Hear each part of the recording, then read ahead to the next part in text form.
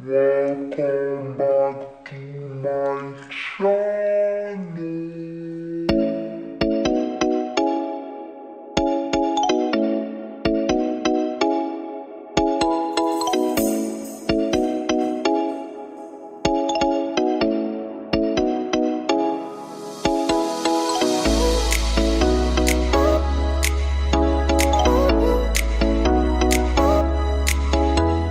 Salut à tous, bienvenue sur ma chaîne YouTube. Aujourd'hui je suis contente de vous retrouver pour une nouvelle vidéo. Donc je suis vraiment désolée parce que cette vidéo je devais la sortir la semaine dernière, mais bon il y avait le match de l'équipe de France, on est obligé de soutenir, c'est la base. Donc du coup je vous sors cette semaine 2 vidéos, voilà, pour me rattraper. En plus nous sommes en finale donc c'est...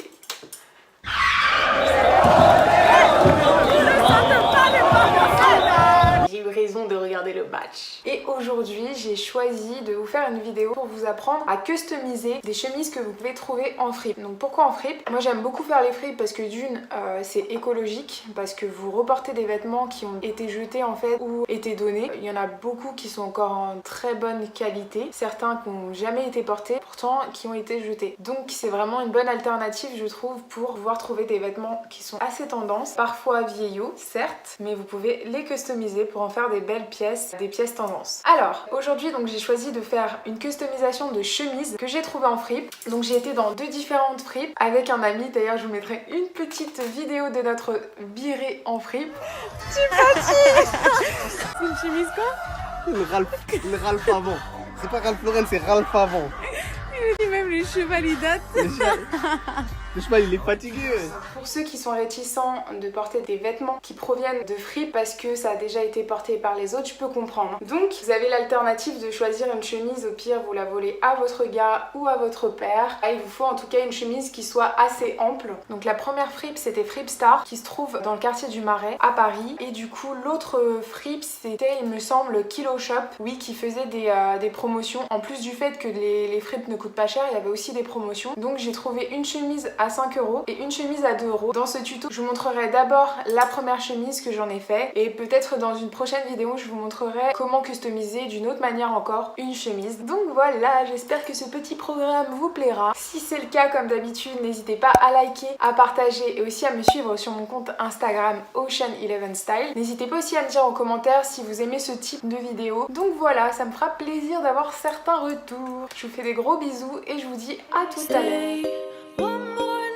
Don't you know that my love is true? Let's make things right. I understand what you're going through. Stay one more night, and I know that it's not too late. Let's make things right. You just have to believe in fate.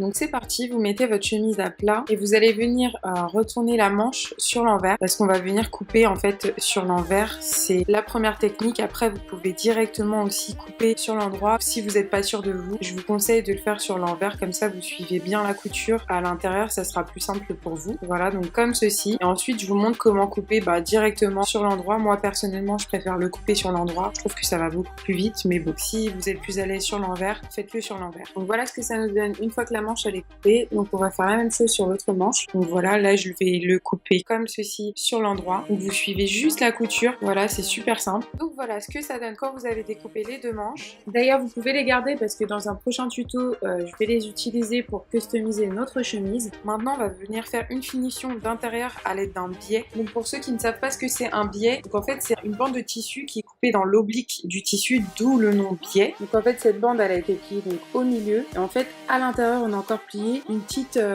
marge en fait à l'intérieur d'à peu près 0,5 cm, en tout cas sur le mien, parce qu'il y a différentes largeurs de biais. Donc du coup cette finition en fait elle est parfaite pour tout ce qui est emmanchure, encolure. Parfois on le met aussi au bas de vêtements. Vous pouvez même faire des finitions intérieures avec. Vous avez des biais de différents tissus. Vous pouvez même le fabriquer vous-même dans le tissu que vous voulez ou l'acheter tout fait. Donc là en fait on va venir donc poser le biais. Donc pour cela vous allez ouvrir en fait la pliure à l'intérieur. Les 2 pliures vous les ouvrez et on va venir en fait fait poser le biais sur tout le contour de l'emmanchure comme ceci. Donc voilà, vous posez les épingles, hop, et arrivé en fait à la couture qui se trouve en dessous de la manche, vous allez venir couper, mais vous laissez une petite marge, donc une petite marge au moins de 2 cm de chaque côté. Vous faites la même chose sur l'autre emmanchure, donc c'est parti. Donc vous voyez pareil, là j'ai laissé une petite marge au niveau de la couture qui se trouve juste en dessous de l'emmanchure et je viens poser des épingles. Et là du coup pareil que l'autre emmanchure, arrivé à la fin, je laisse une petite marge au moins de 2 cm, voilà. Je vais venir couper au niveau du biais et ensuite vous cousez, vous faites quelques petits points d'arrêt. On coupe les petits fils. Et là, on va venir couper donc l'excédent de biais, là, vous voyez. On va venir le couper à 0,5 cm. Voilà. On va ouvrir la couture, comme ceci. Et là, maintenant, on va venir coudre sur toute la longueur du biais, sur toute l'emmanchure. Vous voyez où il y a le petit pli que je vous ai montré, le pli sur toute la longueur. Voilà. Vous cousez sur le pli, en fait. Vous suivez toute la ligne et vous cousez.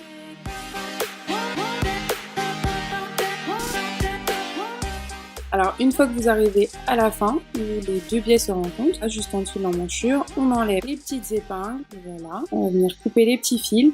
Et là en fait on va venir replier le biais sur l'envers, voilà. Donc en fait le biais ne va pas se voir sur l'endroit du tissu. Donc là vous venez poser des épingles, vous repliez sur toute la longueur de l'emmanchure, comme ceci. Et on va venir poser des épingles. Donc une fois que les épingles sont toutes en place, voilà ce que ça nous donne. Ensuite, on viendra le coudre sur toute la longueur à 0,1 cm du bord. Donc là, c'est vraiment des piqûres nervures. Ce qu'on appelle nervures, c'est qu'elles sont vraiment très très petites. C'est des petites valeurs. Voilà, donc on coupe sur toute la longueur de l'emmanchure. Donc voilà, on coupe les petits fils, hop, et on va venir enlever les épingles, comme ceci. Donc voilà ce que ça nous donne quand c'est cousu. Vous voyez que c'est très propre. Donc là, on va venir faire exactement la même chose que ce que je viens de faire sur la première manche. On va le faire sur la deuxième emmanchure en fait. Donc voilà ce que ça nous donne quand nos deux emmanchures sont terminées. Donc comme vous pouvez le voir, le biais vraiment c'est idéal pour faire ce genre de finition. Ça nous donne vraiment un rendu très propre et facile à faire en fait. Donc voilà. Donc maintenant en fait vous allez mesurer tout simplement où on va venir placer l'élastique du haut. Donc là vous mesurez à l'aide de votre mètre ruban la longueur que vous souhaitez. Voilà, donc moi je vous laisse placer mon élastique juste ici. En même temps vous placez votre élastique pour connaître la longueur nécessaire pour pouvoir faire le contour de votre taille. Et là, on va venir le couper 2 fois. Vous allez venir mesurer votre largeur d'élastique. Cette valeur nous servira tout à l'heure pour calculer la valeur nécessaire pour enfiler l'élastique. Donc là, je viens reporter, comme vous le voyez, la longueur que j'avais choisie tout à l'heure où je souhaite que mon haut de chemise arrive. Donc je trace un petit repère. C'est aussi ici que le haut et le bas vont être assemblés. Vous allez voir tout à l'heure. Donc je trace un petit repère d'environ 7 cm. Ensuite, juste en dessous, vous mesurez donc la valeur de votre élastique plus 2 cm. Et vous tracez une ligne droite. Donc vous mesurez sur les côtés, moi j'avais trouvé 13 de chaque côté en partant du bas de l'emmanchure jusqu'au trait, donc ça faisait 13 cm que j'ai reporté de l'autre côté pour avoir une ligne vraiment droite. Donc moi comme je vous avais dit, j'utilise toujours donc le stylo pilote que je vous avais montré la dernière fois, avec lequel vous pouvez du coup effacer avec un fer à repasser à vapeur. Ensuite là on va venir donc couper la ligne qu'on vient de tracer. Assurez-vous que votre chemise est bien posée à plat. Donc une fois coupé, voilà ce que ça nous donne. Donc là on obtient un bas comme ceci. Là on a un bouton en fait à nous gêner, donc je vais venir le couper, voilà, avec un coup de fil, voilà. Ensuite là je vais venir passer un petit coup de fer à repasser pour bien retracer mes repères. Donc là le premier donc qui est à 7 cm, donc ça veut dire en fait que quand je vais venir plier pour coudre, c'est ici que ma couture va arriver. Donc je place des petits repères. Voilà, c'est pas nécessaire si vraiment vous connaissez, mais bon, ceux qui viennent de commencer la couture, placez vos petits repères. Ensuite, j'ai placé un deuxième repère, donc c'est ici que je vais venir assembler le haut et le bas. Donc je l'ai placé à 3,5 cm du bas. Pareil, je vais aussi tracer donc à 3,5 cm du bas mon repère où je vais venir coudre le haut et le bas. Voilà, vous tracez une petite ligne de 6 à 7 cm parce qu'on va assembler sur 6 à 7 cm. Voilà, vous voyez bien qu'il y a un élastique rentre à l'intérieur. Donc voici comment vont être cousus le haut et le bas. Donc endroit contre endroit, les deux lignes doivent être les unes sur les autres. Voilà, assurez-vous de ne pas coudre bien sûr le derrière de la chemise avec le tout parce que vous n'allez pas pouvoir rentrer dedans tout simplement. Donc là, je vais venir coudre les deux ensemble comme ceci. Derrière, vous pouvez sur l'envers placer un repère vu que forcément vous cousez sur l'envers. Voilà. Et on coud de 6 à 7 cm. Voilà ce que ça nous donne. On enlève les épingles et c'est tout. Donc on se retrouve avec notre haut et notre bas assemblés sur 6 à 7 cm comme je vous ai dit. Sur le haut et le bas, on va venir faire une petite finition d'intérieur, voilà, avec la surjeteuse. Voilà, donc vous surfilez le bas et vous surfilez le haut, comme ceci. Donc là, je vais vous montrer ma première technique pour venir mettre l'élastique. Donc vous cousez les deux extrémités à environ 1,5 cm, voilà, pour refermer l'élastique. Et là, en fait, on va venir le placer sur le côté. Donc là, j'ai commencé par le bas. Voilà, je le place sur la couture de côté. Et là, tout simplement, à l'intérieur, je vais venir le bloquer avec des épingles. Ensuite, j'irai le coudre. Donc laissez bien un espace pour pouvoir coudre quand même votre élastique. Quand vous cousez, faites bien attention à ne pas coudre l'élastique avec, parce que sinon vous ne pourrez pas faire ce que je suis en train de faire, justement de pousser la matière pour pouvoir coudre comme ceci. Donc là, au fur et à mesure, vous poussez, vous tirez pour former en fait les fronces. Voilà.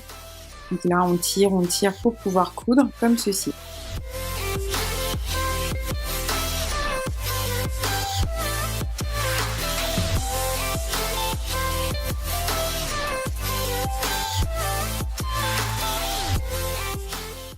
Donc voilà, moi je trouve que c'est la technique la plus simple pour mettre un élastique à l'intérieur. Maintenant, vous répartissez les fronces sur toute la longueur. Voilà ce que ça nous donne. Et là, je vais vous montrer la deuxième technique. Donc en fait, il s'agit de juste coudre. Donc voilà, toute la longueur. Vous ne mettez pas encore l'élastique. Vous cousez, donc vous laissez quand même l'espace nécessaire pour l'élastique. Sauf que quand vous arrivez à la couture de côté, vous laissez ouvert en fait. Vous ne fermez pas jusqu'au bout. En fait, on va venir du coup mettre une épingle à nourrice sur l'élastique et la glisser à l'intérieur de ce qu'on vient de coudre en fait. Voilà. Donc vous glissez l'épingle à nourrice. Moi personnellement, c'est pas ma technique préférée, mais après c'est à vous de choisir la technique que vous préférez, celle avec laquelle vous êtes le plus à l'aise. Donc là, on glisse l'élastique, on cède bien sûr de l'épingle à nourrice pour le glisser. Voilà, on glisse, on glisse, on glisse, et vous voyez que les fronces commencent à se former. Donc là, arrivé au bout, on fait ressortir donc l'élastique. On va venir l'assembler avec l'autre, comme ceci, comme ce qu'on a fait tout à l'heure. On l'assemble à 0,5 cm, comme ceci. Donc là, vous le faites re-rentrer à l'intérieur.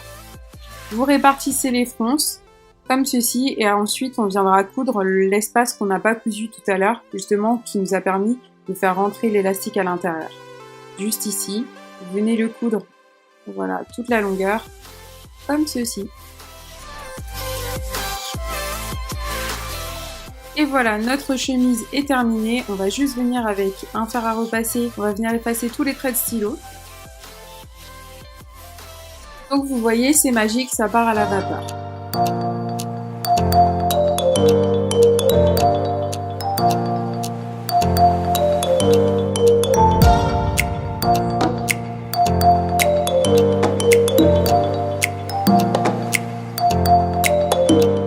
Donc voilà, ce tuto est terminé. J'espère qu'il vous aura plu et qu'il vous aura surtout donné envie d'aller un petit peu fouiner dans les fripes pour trouver des vêtements que vous pouvez customiser, et ça vous évitera d'avoir des vêtements qui sont pareils de tout le monde. Et voilà, vous avez ce petit côté où vous êtes fiers aussi de pouvoir faire des vêtements par vous-même. En plus, c'est très simple. Maintenant, si vous avez des questions sur ce tuto, s'il y a des choses que vous n'avez pas forcément compris ou que j'ai un petit peu mal expliqué, n'hésitez pas à me le dire dans les commentaires. Je suis ravie de répondre à vos questions et aussi d'avoir des retours, ça fait toujours plaisir et ça motive. Donc voilà, n'hésitez pas à me suivre sur mon compte Instagram Ocean11Style, bien sûr à vous abonner à ma chaîne YouTube, c'est juste en bas que ça se passe, et à activer aussi la petite cloche pour avoir les notifications à chaque fois que je sortirai une vidéo. Comme je vous ai dit la semaine dernière, je n'ai pas sorti de vidéo vendredi dernier car il y avait le match de l'équipe de France. On va gagner, Inch'Allah.